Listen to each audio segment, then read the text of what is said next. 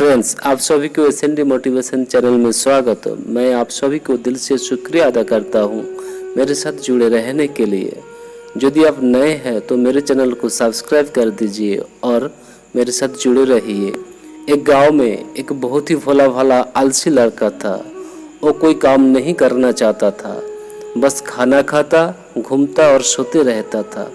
एक दिन उसे किसी ने बताया कि एक आश्रम है जहाँ पर कुछ नहीं करना पड़ता है और हर दिन 2 समय का खाना और नाश्ता मिलता है। तुम वहाँ जा सकते हो। उस आलसी लड़के ने सोचा कि ये तो बहुत ही बढ़िया है और उस आश्रम में जाकर रहने को सोचने लगा। वो भोला भाला आलसी लड़का अपना सारा सांसारिक जीवन छोड़कर उस आश्रम में जाकर रहने लगा। आश्रम में एक गुरुजी रहते थे जो कुछ समय सबको प्रवचन देते हैं। वो आलसी लड़का सुनता था, बाकी समय आराम करता था और फिर पेट भर खाना खाकर सो जाता था। ऐसे ही करके उस लड़के का दिन गुजरता गया। एक दिन उस आश्रम में कुछ भी खाना नहीं बना। नाश्ते के समय नाश्ता नहीं मिला। उसने सोचा नाश्ता नहीं मिला, भोजन तो मिलेगा, और भोजन के समय भी उसे भोजन नहीं मिला।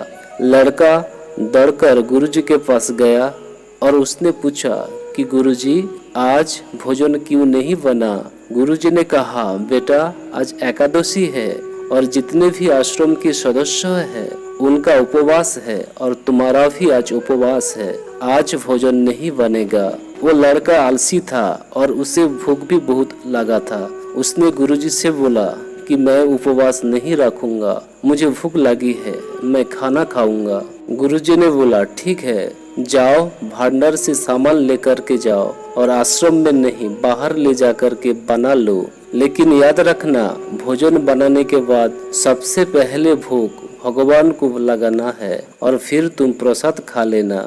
वो लड़का बोला, ठीक है गुरुजी, और फिर अनाज लेकर नदी के पास पहुंचा, भोजन पकाने लगा और भोग तैयार हो गया। उसके बाद लड़के ने कहने लगा, भगवान राम आइए, पधारिए और भोग लगाइए। जब उसे लगा कि भगवान तो आ नहीं रहे हैं तो फिर वो कहने लगा कि मुझे मालूम है आपको तो अच्छा खाने की आदत है, मैं बना नहीं पाया और मुझे अच्छा भोजन बनाने भी नहीं आता, लेकिन जो भी रूखा सूखा बना है आकर खा लीजिए।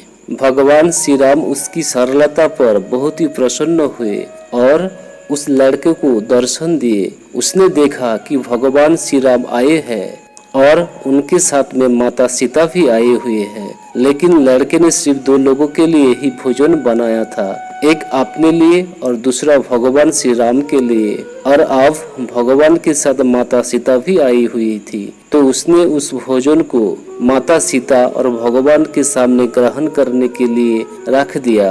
भगवान श्री राम और माता सीता ने भोजन किया और उसके बाद जब वो जाने लगा तो वो भोला भाला आलसी लड़का बोला, प्रभु आप आए, दर्शन दिए, बहुत अच्छा लगा।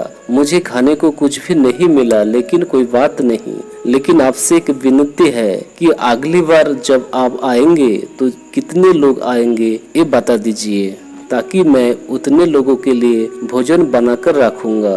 भगवान श्री राम मन ही मन मुस्कुराते हुए और फिर अंतर्धान हो गए।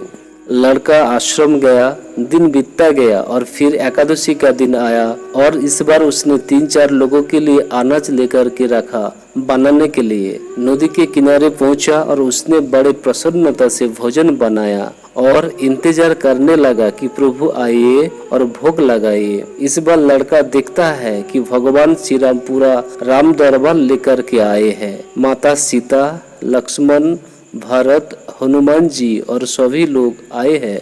लड़के ने 3 से 4 लोगों का भोजन बनाया था और इस बार की भोजन कम पड़ गए। लड़के ने निराशा होकर भोजन को प्रभु के आगे रख दिया। उन्होंने भोजन किया और फिर चले गए और इस बार फिर लड़का फिर से भूखा रह गया। अब लड़का फिर आश्रम गया, दिन बीतता गया और फिर एकादशी का दिन आया और इस बार गुरुजी से कहने लगा कि गुरुजी, मुझे इस बार थोड़ा ज्यादा अनाज चाहिए। गुरुजी सोचने लगे कि ये इतना सारा अनाज का करता क्या है, कहीं इसे बेचता तो नहीं। फिर उन्होंने कहा ठीक है, भूख से परेशान रहता है। लड़के ने कहा कि नहीं गुरुजी, मैं भूख से परेशान नहीं रहता हूँ। प्रभु के साथ बहुत लोग आते हैं, उनकी भी तो भोजन करना पड़ता है। गुरुजी को लगा लड़का पागल हो गया है, लेकिन गुरुजी ने सोचा कि चलो एक बार चलकर देखते हैं कि लड़का इस अनाज का क्या करता है। वो भोला भाला लड़का अनाज लेकर के नदी के किनारे पहुंचा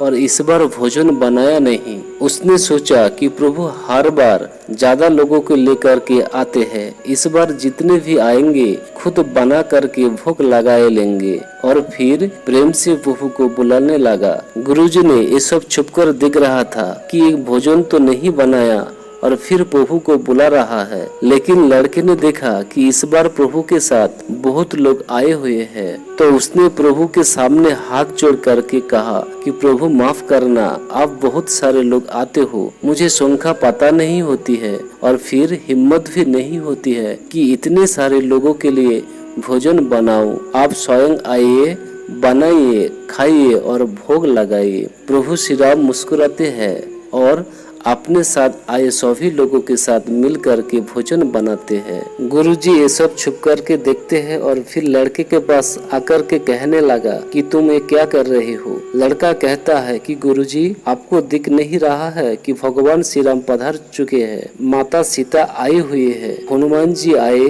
और सभी लोग आए हुए हैं, भोजन बना रहे हैं। गुरुजी ने बोला कि पागल हो गए हो, मुझे तो कोई दिख नहीं रहा है। लड़का गुस्सा हो गया और बोला प्रभु आप ये क्या कर रहे हो, एक तो मुझे भूखा रखा है और गुरुजी को दर्शन भी नहीं दे रहे हो, जो मुझे पागल समझ रहे हैं। कृपा करके गुरुजी को दर्शन दीजिए। भगवान बोले नहीं, मैं इन्हें नहीं दिखा सकता। लड़का बोला क्यों नहीं दिखा सकते, मेरे गुरुजी तो महान है, बहुत बड़े ज्ञानी और ज्ञाता है। भगवान बोले हाँ, ज्ञानी और ज्ञाता होंगे, लेकिन तुम्हारी तरह सरल नहीं है। जो सरलता तुम में है तुम्हारे गुरुजी में नहीं है। लड़के ने यह बात गुरुजी से कहा कि भगवान श्री राम कह रहे हैं आप में सरलता नहीं है, आप मेरी तरह सरल नहीं है, इसलिए आपके दर्शन नहीं हो रहा है। गुरुजी की आंखें नम हो गई और रोने लगे और बोले बिल्कुल सही कहा, मेरे अंदर तुम्हारे जैसी सरलता नहीं है। और फिर माफी मांगने लगे। फिर भगवान ने गुरुजी के भी दर्शन दिए। एक कहानी हमें सिखाती है कि जीवन में सरलता सबसे आवश्यक होता है। जितनी सरलता बने रहेंगे उतना जीवन में आगे बढ़ने चले जाएंगे। जब आप सरल होते हैं तो आप खुद भी मुस्कुराते हैं और दूसरों को भी मुस्कुराने की वजह देते हैं। जय हिंद, धन्यवाद।